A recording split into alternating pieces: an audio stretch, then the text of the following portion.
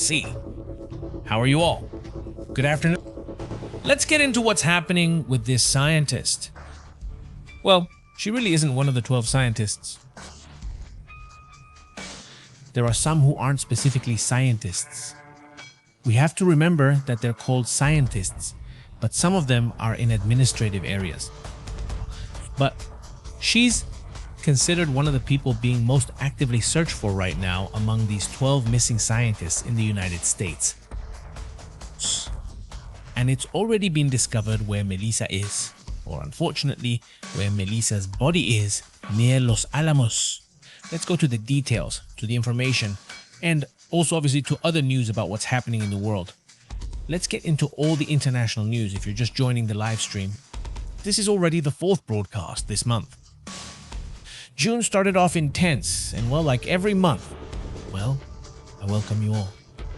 Tell me, what is your forecast for this month?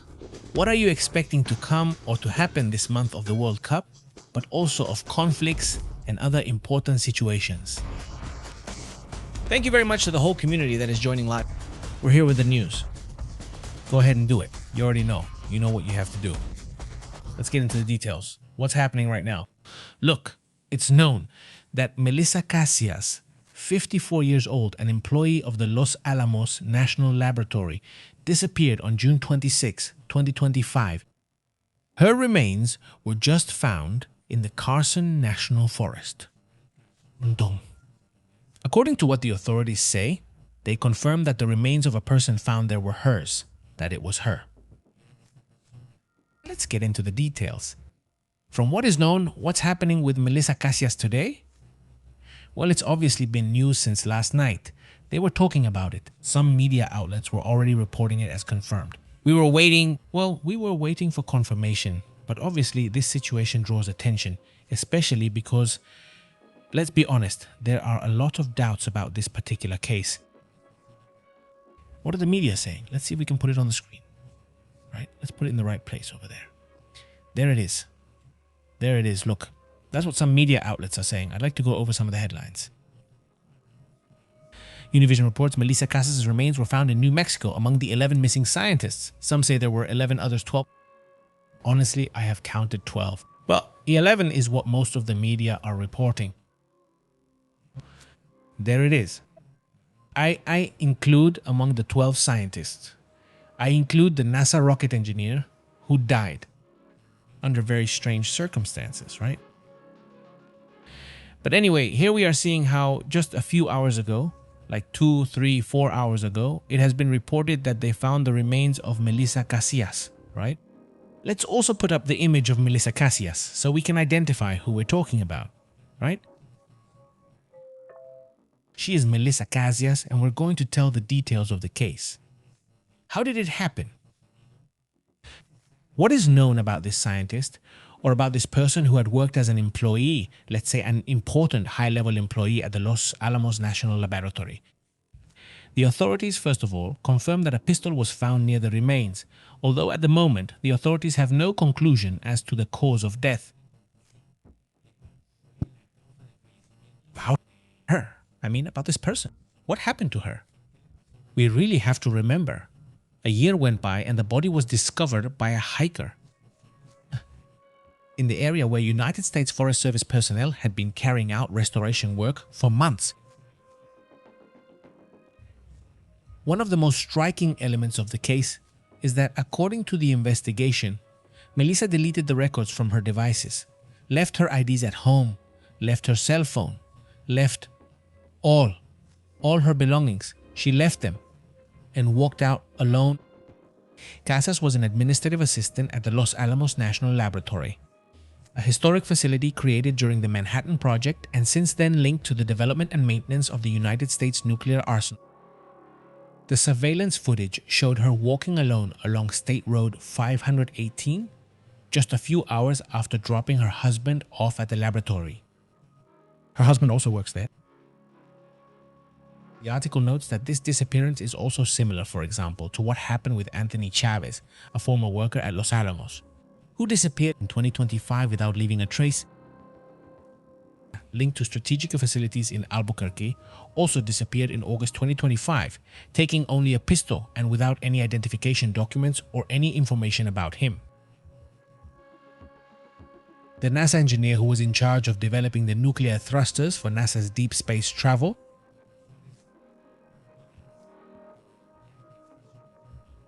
who lost his life in a burning Tesla and also left all his belongings at home, including his spouse's. In the case of General Max Land, he also only took a weapon but left with nothing, and that's how several of these cases went. The FBI is involved in a similar investigation regarding this retired general. I'm telling you, Max Land, William Neal, Max Land, he was the one responsible, by the way, for the United States Air Force's scientific and aerospace research and development. Quite a position. In this general's case, billions of dollars in budget passed through his hands, and he had to make sure that everything was in order, let's say, right? The timing of the disappearances and deaths of these scientists and general administrators and so on has led to several hypotheses, including an investigation that, in theory, is looking at it as a whole.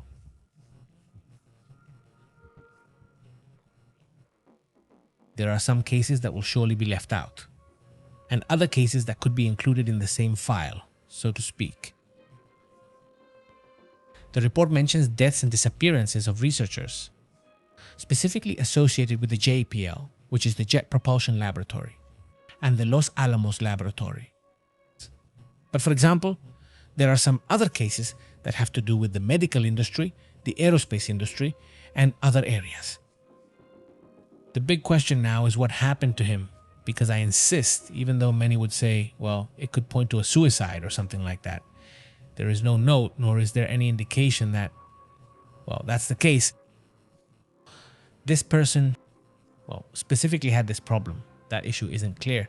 Although I insist what the authorities are saying is that there's a commotion, a pistol. It seems it was a revolver, but a pistol. There was a pistol in the person's body, and there was no kind of information. She could be identified a year later. And it's now being reported that Melissa Casias, according to US authorities, was apparently found near, by the way, a shooting range, right? That also stands out. There was a shooting range nearby, and well, this person may have died there. Now, whether they lost their life there or not, we don't know either. Los Alamos holds a central place in the nuclear history of the United States, and also in many of these cases, right? So we'll have to wait for more details, for more information, but the fact that they were found, on one hand, well, the good news is that they were found, unfortunately, they were found dead, right? And it's just that when so much time has passed, suddenly, of course, you ask yourself that. You wonder if they're still alive, right? In their case. Well, obviously now it's already known. Here we showed you at the time the security camera footage that showed, well, that she was walking alone. I mean, she wasn't seen with anyone. She doesn't look threatened, but she also doesn't look like she's walking normally, right? Several of these disappearance cases are related to have gone out for a walk, alone in the woods, right? Several of the cases also left all their belongings, including very basic things like their cell phone, like their IDs, right? They left everything at home, which is also something that draws attention in her case, since apparently she was armed. We'll have to see if that weapon was hers or not. In the case of Max Land, it's known that he was armed. In the case of a contractor from one of the nuclear laboratories, he was also armed. He's not a scientist. He's the contractor we mentioned earlier. So like I said, some of these cases don't involve scientists, even though you'll hear or will be hearing that she's one of the two scientists. Yes, she's counted as one of the two scientists, even though technically she's not a scientist in her case, right? But it got generalized, right? The whole thing just got lumped under scientists. Just like that. First day of June, well, it's a surprise, honestly, having this twist in the story, this really shocking post, right? In the end, this was probably one of the things we least expected, right? And it's surprising in both ways. First, that they found him, and second, that he was found dead, right? That's also part of the issue here. Let's move on to other matters because a lot of things are happening, but I'm sure there will be more information about this topic, so we'll keep following it. We're commenting on it as a developing story. Let's move on to other matters.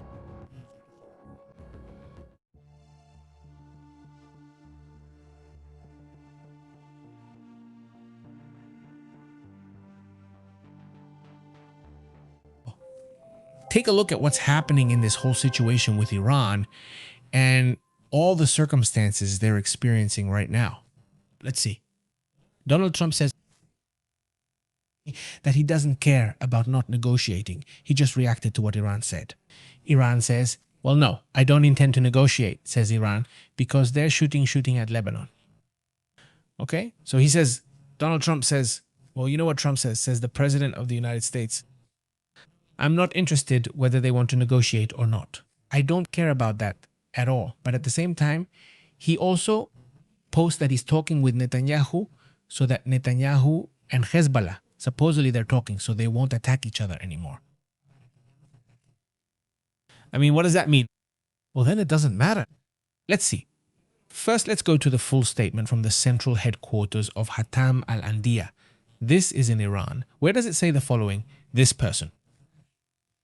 Netanyahu continues with his acts of aggression in the region and has threatened to bomb Dinayev and Beirut and has issued an evacuation warning to their residents, given the regime's repeated violations of the ceasefire.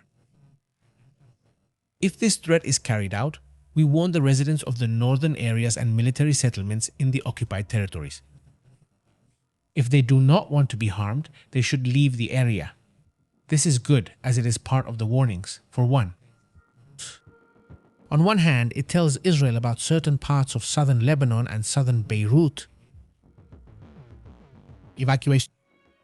And at the same time, the message coming from the other side is to evacuate certain areas in the north of Israel. Because apparently, there will also be reprisals from this group, which, well, has been, let's say, the most radical arm, maybe, of the Iranian side. In the sense that despite the ceasefires, attacks keep happening, right? It's also a really serious issue. And what does he say about all of this? Trump? Another point that also stands out is that he says he prefers to remain silent. He says it might be more beneficial in the conversations between the United States and Iran to keep quiet. So apparently he won't give many details, right? And yes, I think we've talked too much. If you want to know the truth, I think keeping silent would be very good, and it could be for a long time, says Trump. So Chomsky, it seems like for a good while, Trump won't be talking about the subject anymore. He won't be referring to the topic. I think his advisors also told him to stop making commitments and not to commit to anything anymore. If you're going to do something, surprise people and stop announcing it. But he also said at the same time that the effort to open a dialogue will move forward quickly. Which, well, I don't see how that's going to happen, but it's part of the messages that Trump has given today. And look, whether you like it or not, these messages and the fact that they're trying to have a dialogue and that the World Cup is coming up and all this stuff, it's kind of putting pressure on them to hold talks, even despite what's happening in Lebanon. It's gotten to the point that oil prices are already going down again after reaching $100 today. Now it's at $97.98 at this moment. Yes, we can see it here. Let's see, that's right, Anderley, it's at 98. Well, almost between 97 and 98, but let's just say it went down a little, right? And that also shows that there is at least an attempt at dialogue, right? It's obviously also really important, right? Given what's happening, since at times it seems like things are escalating, and at other times like they want to resolve things, there won't be a dialogue between the United States, Hezbollah, and Israel. For what? Well, obviously to do what Iran is asking, which is not to attack Hezbollah. Basically, that seems to be the approach. Even though Trump says he's not interested in dialogue, it's obvious that he is interested because he's moving in that direction. Now let's move on to the other important matters because some images have come up. Let me see if I can put them here. Images of the attack in Lebanon have surfaced. Let's try to display them on the screen in this. This attack, according to what is known at this moment, happened at the Jabal Amel hospital in Tyre. This historic city in Lebanon, an area right next to a hospital, is said to have been attacked. According to reports, that attack caused the deaths of several civilians inside the hospital. And this is a red alert to which European countries are already reacting. Well, different countries are putting pressure on Israel, telling them, hey, hold on a second, calm down, because you can't harm civilians, you can't affect other areas. Obviously, everything has to be more precise, not attacking, not going for what happened in Gaza. They're clearly asking Israel to do that, and images are already emerging showing the situation. Another topic that stands out today is this image from AccuWeather showing the huge amount of sargassum that's appearing over there in Quintana Roo, right? In Quintana Roo, they show this amount of sargassum. Honestly, it's impressive. In Playa del Carmen, specifically, unfortunately, there are large amounts of this kind of macroalgae. Actually, it has possibly affected or is affecting the local economy. And it's not just about how ugly it looks, but it also creates a smell, because all that network of sargassum macroalgae brings little pieces of animals, fish, whatever, already dead. And so it creates a tremendous smell, a terrible odor. So there's no way to be around there except by cleaning. But hanging out on the beach, at least on the affected beaches, is impossible, right? There's no way. If you're in front of the beach at your hotel or elsewhere, you'll smell the macroalgae. So obviously this isn't, well, it's not good at all. And we'll see how Mexico reacts to try to clean up this whole area, right? Obviously, it's unfortunate. This huge amount is not good at all. Friends from Playa del Carmen, from Quintana Roo, tell us how your beaches are, because I know that. And we'll see they have to clean up. Playa del Carmen, Quintana Roo, tell us how your beaches are. Some beaches, the ones that are affected. And well, that's also part of what's being reported right now. Another image that stands out is this one. Let's see if I can put it here. According to what is known, that's a post from this person. Let's see if we can put it here. It's a post from Abelardo de la Espriella. It's between Iván Cepeda, the candidate who came in second place there in Colombia, and the candidate who came in first place. Let's say their comments are getting very intense. And now Iván Cepeda is asking for a debate and is accusing Abelardo de la Espriella of cowardice, saying, "Oh, now you want to?" He didn't want to debate when he thought he was winning, but now that he's in second, he does. That's a classic move, right? Let's see if we can put the tweet here, right? Because this is it, right? Where it's shown. Here is Abelardo. There he is. Well, there it is, right? The controversy between the candidates from Colombia on both sides going all out against each other, and surely all that's coming is going to be very interesting. There will surely be debates. We have to stay alert next week as well. Peru, right, also has elections. So I think it's on Sunday, right? Sunday, next Sunday.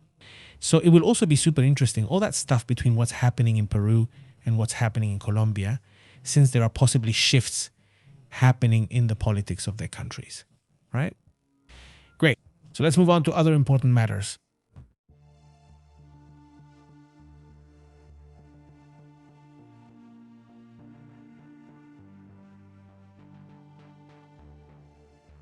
Okay. All right.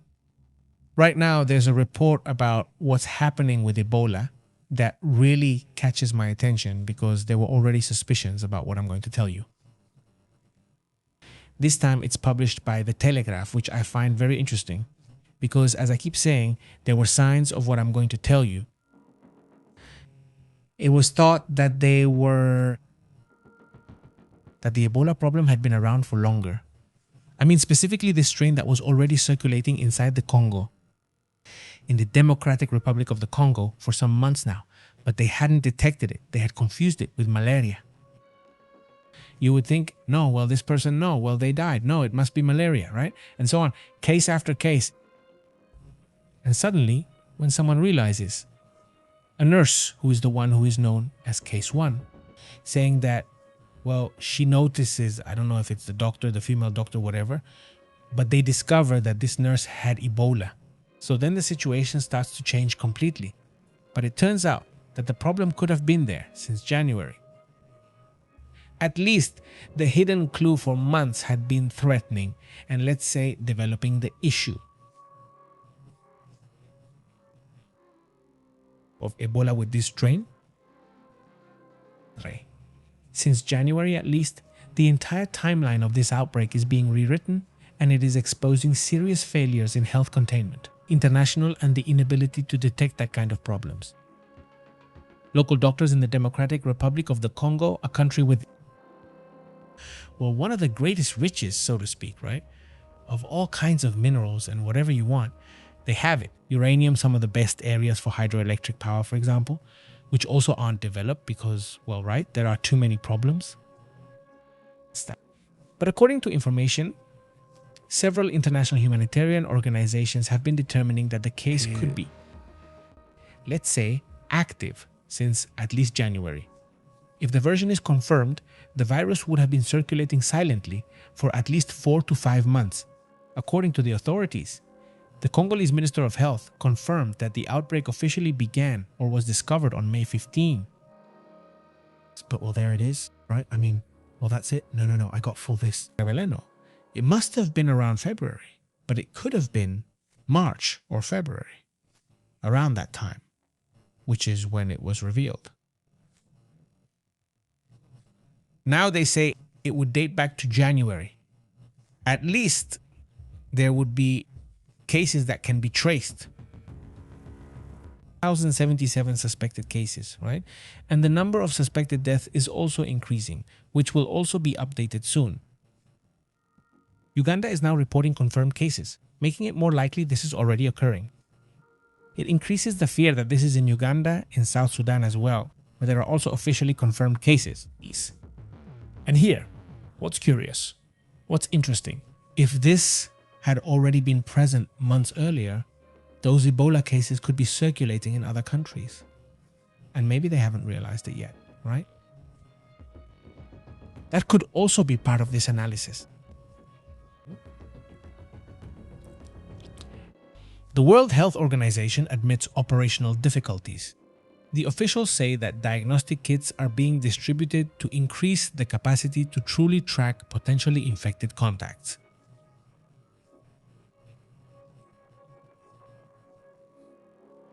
Fear is that this is already, for example, in Burundi or South Sudan, which, well, in Sudan it seems there are cases, in Uganda there are cases as well, and so on. Capacity of infected people, and here and in other regions of the area, right? So be careful with that. Today, at least the suspicion is now official. Esto tiene meses antes de lo que se había pensado.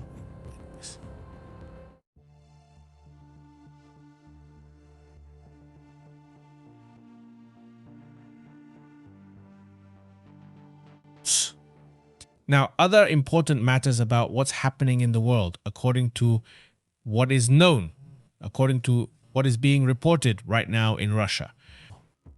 They reportedly captured 14 square kilometers in Ukrainian territory. This happened in May. This figure is the lowest in 3 years. I mean, every month. They publish more or less how much has been captured, what has been taken. Right? Based on reports, has this been confirmed? The thing is, the Russian army captured 14 square kilometers of Ukrainian territory last month. Military Analysis Group reported that this is the lowest monthly rate of Russian advance in recent years. Point out that May was the worst month for the Russian army in terms of territory. According to estimates, Russian forces captured 14 square kilometers of Ukrainian territory during May. That the advances of this Ukrainian defense force are shown on the map with a series of strategies that have limited the advance of the Russians. And this, well, is also an important part, right, of what's happening, right? The dynamic. They say that the invasion has been decreasing. I mean, that force has been decreasing, and there are several charts shown there, right? Among them, there's this chart that would show, let's say, part of the, well, of the activity, right? That's happening. Let me see if I can, let's go over here. There it is. Let's see if it looks a little smaller. There it is. It's that drop. They're detecting in the monthly increase in net territory captured. It's in constant decline, but human losses are still extremely high. They point out that the number of Russian attacks in May increased by 37%, surpassing 7,000 attacks. However, I don't know about that. Come on, there were more Russian attacks, but there weren't more advances, right? So that also shows how the strategies are finding ways to adapt, so they don't get the results they want, right? That's also, well, an important part of what's happening in the world. Let's move on to other interesting matters.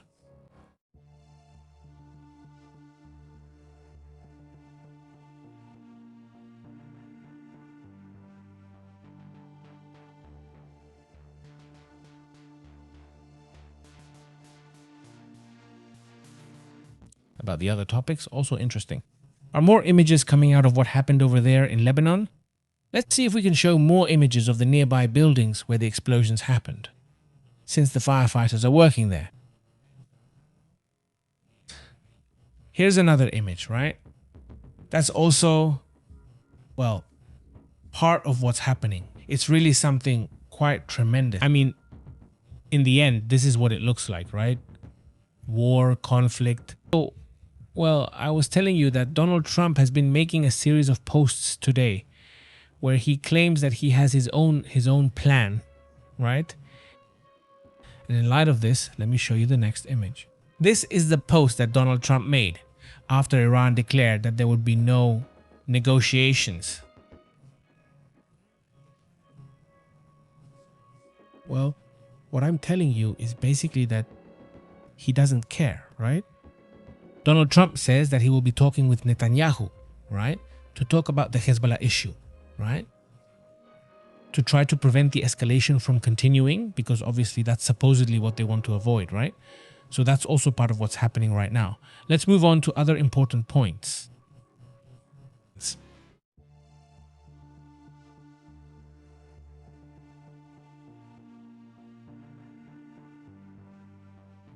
Well, that's how things are.